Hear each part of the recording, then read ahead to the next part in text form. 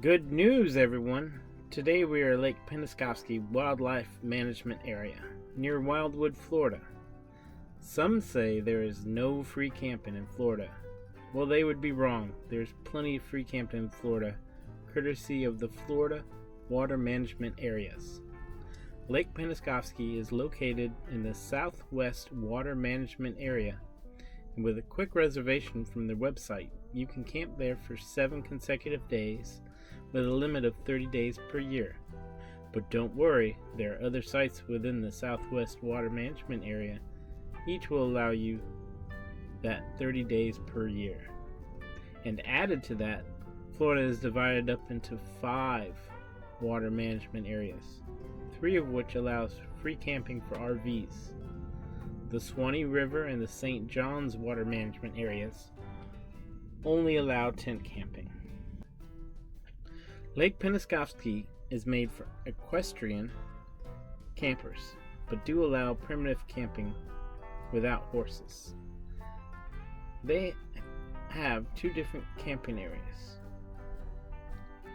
The big open field is for equestrian campers, and the shady oaks is for the primitive campers. When doing your reservation, make sure you choose which one you'd like. The primitive camping is normally full, so I chose the equestrian camping, but I get there early enough that I get a spot under the shady oak trees for the primitive camping. I did try camping in the equestrian area, but there were so many sand spurs that I had to move for Duke because he kept getting them in his paws. Poor Duke. Entering in the campground, you'll need to stop and register. There is a camp host there, however, you just need to register in the book.